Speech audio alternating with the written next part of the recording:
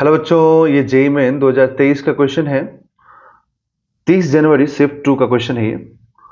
For a simple harmonic motion in a mass spring system shown, the surface is frictionless when the mass of the block is 1 kg। यहाँ पे mass given नहीं है, change कर रहा है continuously. तो बोल रहा है यहाँ पर मतलब कंटिन्यूसली मतलब कि हर बार चेंज हो रहा है ना, अलग अलग कंडीशन में। तो जब बोला गया जब मास हम इसका 1 kg लेंगे तब जो एंगुलर फ्रीक्वेंसी है मतलब ओमेगा 1 है ना। अब बोल रहा है कि जब मास हम 2 kg लेंगे तब जो एंगुलर फ्रीक्वेंसी है ओमेगा 2, ठीक है, उनका रेशियो क्या होगा ये आपसे पूछा है। ठीक है, समझ में आएगा ना। आपको एक बार मास ये लेना है, यहाँ पर 1 kg, एक बार 2 kg, और इसका स्प्रिंग कांस्टेंट अपनी मर्जी से आप कुछ के एज्यूम कर लीजिए। ओके, तो अब यहां पर अगर हम लिखें तो देखिए, जब इसका मास आप 1 kg 2 kg जो भी लेंगे, यहां पर एंगुलर फ्रीक्वेंसी तभी आएगा जब इसको आप एसएचएम कराएंगे। और एसएचएम करने का मतलब हुआ कि आप इसको क्या कर रहे हैं, आप इस पर फोर्स लगा के इसको पुल करके छोड़े होंगे तभी तो एसएचएम करेगा ना। तो आप इसको फोर्स लगा रहे हैं तो यहाँ पे इसमें क्या होगा, इलोंगेशन होगा। ठीक है, तो इलोंगेशन होगा तो एसएचएम के कंडीशन के अकॉर्डिंग, ठीक है, और हुक्स लॉ के अकॉर्डिंग, हुक्स लॉ के अकॉर्डिंग क्या मिलेगा, अगर किसी भी स्प्रिंग को आप स्ट्रेच करते हैं या फिर कंप्रेस करते हैं तो एफ इजकल टू माइनस के एक्स, जहां पे के क्या है, स्प्रिंग कांस्टेंट होता है, ये स्प्रिंग कांस्टेंट होता है।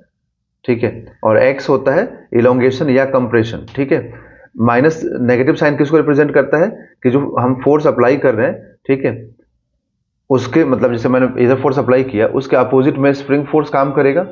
तो स्प्रिंग फोर्स और डिस्प्लेसमेंट, अगर हम तो इसको आगे पुल कर रहे हैं ना तो डिस्प्लेसमेंट कहाँ हो रहा है, आगे हो रहा है, तो वो एक दूसरे का अपोजिट में है इसलिए माइनस आता है। ठीक, अब स्प्रिंग का तो हो गया। अब एसएचएम के अकॉर्डिंग अगर कोई भी ऑब्जेक्ट एसएचएम करता है मतलब स्प्रिंग ब्लॉक सिस्टम के फॉर्म में, तो क्या होगा उसका एसएचएम का फोर्स का formula minus M omega square X, है ना।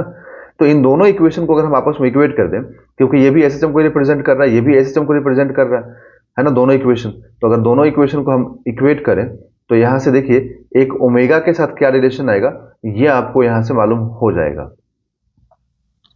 एंड ओमेगा के साथ रिलेशन निकालना बहुत इंपॉर्टेंट है। जब तक ओमेगा के और के साथ रिलेशन नहीं आएगा, एम के साथ रिलेशन नहीं आएगा, तब तक हम इसको सॉल्व नहीं कर सकते हैं। ठीक है, तो यहां पर ओमेगा 1 जब देखेंगे हम लोग, अब रिलेशन तो आ गया ना, root over k by M. तो अब स्प्रिंग तो सेम है, तो स्प्रिंग सेम है तो के सेम रहेगा, बट जब ओमेगा 1 है तो मास 1 kg है।